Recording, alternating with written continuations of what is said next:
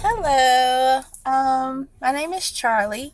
This is my first video. I will basically be talking about what I've gone through with my liver transplant, after my liver transplant, and the different things that I face on a day-to-day basis.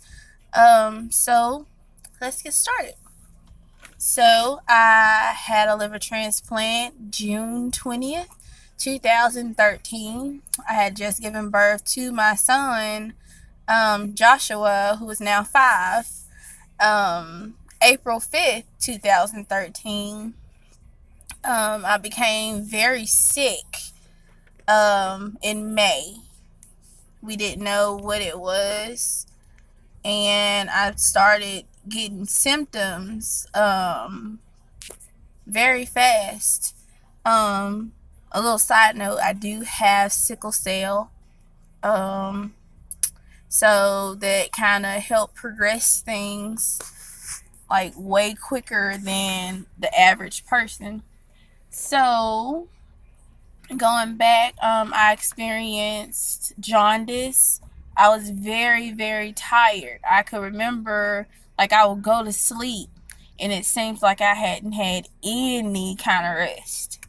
So, we had thought that at first it was just the effects of just having a baby, not getting any sleep at night, because Joshua he would sleep all day. And then when I go to try to put my head on the pillow, like, his eyes will pop open. So, yes, that's what happened. So, anyway, weeks had went by, and I could remember constantly going to the hospital, our local hospital, and they would just tell me, that your enzymes are just elevated a little, so we're just going to give you some medicine, some antibiotics. I could remember going, and they giving me fluid because I was dehydrated, because I was throwing up. Like, everything that I ate would not stay down. So they would give me fluids to replace the fluids that I'm losing. I don't know, it was a lot of stuff going on. Like, it was pretty bad. I know I experienced jaundice. I think I had jaundice for like 2 weeks. And I can remember my brother saying that I looked like the Grinch because my eyes became like a dark yellow. Like, the inside of my hands were yellow, my feet, my skin became very pale, and I'm very dark complexion. So my skin became very pale and flushed. So I know the last time that I actually went to the hospital was in June, like June 13th. I was finally admitted to the hospital after going weeks and weeks and weeks. And after that, it's all a blur because I don't remember anything. I had ammonia that was in my brain. So it made it very difficult to remember. Like, I don't even have pictures because my mom was pretty much taking care of me. Like I said, at the time, I had a newborn. I had a young brother that she was also, responsible for. So it's not like we could, record the process or the situation at the time. So, in the hospital, I became very incoherent. Like, I had the mindset of a 1-year-old. Like, if my mom wasn't around me, she said I would scream out for her. I was crying throughout the night. I could be talking to you just like I'm talking to you now, and then the next 5 minutes, I would just stare off into space. So I remember her saying that they kept me at the hospital starting the 13th. They kept me at the hospital for a week So they didn't have a team at that hospital location that dealt with the liver.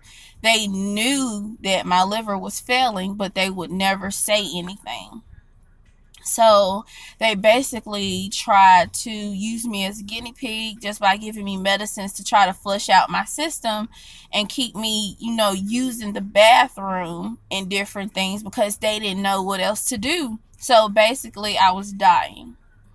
So my mother became frustrated and went to the head of the hospital to see what she could do. And she also started calling around to the local hospitals that dealt with the situation that I was going to, because she didn't know. She just knew that my liver was failing after they finally told her. So she found a hospital, which was Methodist University, that's downtown Memphis. So I was transferred the 18th, and basically the only thing that I can remember from that hospital is when I was going down. I can't remember if I was going down to get a CAT scan or MRI or X-ray. I don't know, but I can remember sitting in a wheelchair and I felt like I was losing myself.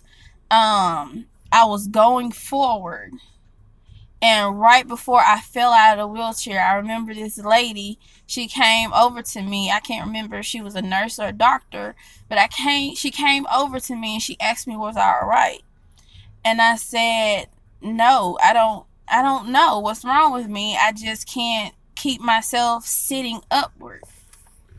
So they moved me to one of the empty beds that was down there wherever I was. They moved me there, and I was laying there, and it felt like I laid there forever. So finally somebody came to me, and I can't remember them saying that I was leaving. Leaving where? So I got all packed up or something, and the next thing I remember, I was in an ambulance. And the lady was asking me to sign my name or whatever, and I couldn't remember my name. I didn't know who I was or where I was. So she helped me by using my hand, and I signed a CA, the ugliest CA that I've ever saw in my life. But that's the only thing that I could do. So from that, I don't remember anything. I guess I went back out. After that, I remember waking up in a ICU room. I guess that's before surgery.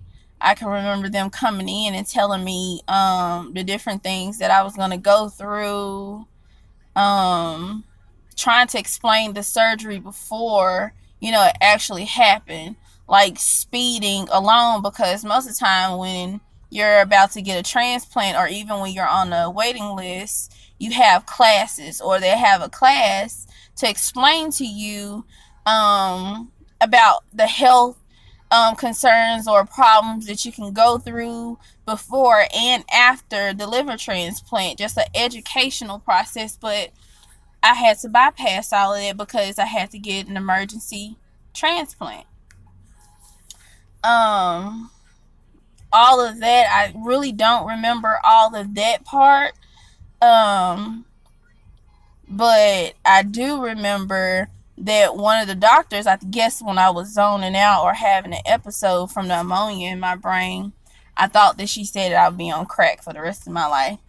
But it's not what she said. It's just, I don't know how I heard that, but I was ecstatic. I cried. Like, I don't want to be on crack. I really don't. And she tried to reassure me that's not what she said. Everybody in the room laughed. My best friend at the time laughed because it was hilarious. Because, like, I was serious. I really was. But anyway, after that, I really don't remember anything after that. But I do remember waking up after the transplant when I had a tube down my throat and my nose that was helping me breathe. I didn't know what happened.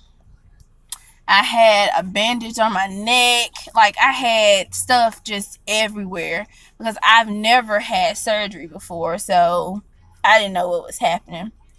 After I was able to breathe, well, I think I took out my nose tube and I was gasping for air. I couldn't breathe. They had to run in there and put it back and like calm me down because, like I said, I didn't know what was happening. I just woke up and there was something in my nose.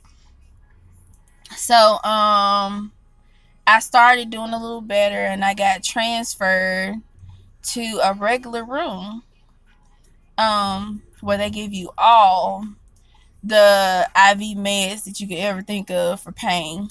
So but because you're in a lot of pain, like when the numbness and the IV fluid that keeps everything, from hurting wear off, it hurts. Yeah, because the incision is so long because I had to get a new liver transplant, but I also had my gallbladder taken out. So it's extra long.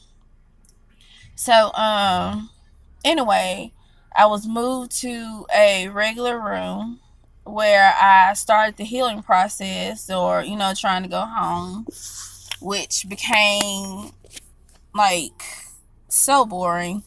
And the bed started, like, as my body started to wake up, like, the bed became horrible and I was miserable and I was so ready to go home.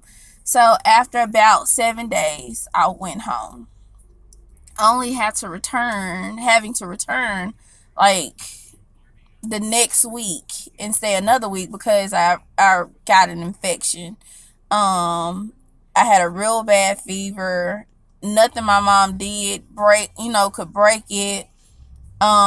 She set me in the shower, poured cold water on me. So they finally told me to come back and I had to stay a week. And during that week, that's when they took the staples out. And if I can remember, I had like 70 some staples. And it hurts. It really hurts when I take it out because as your body starts to heal, it heals around the staples. So, yeah, it hurt. So, after that, I started to get better.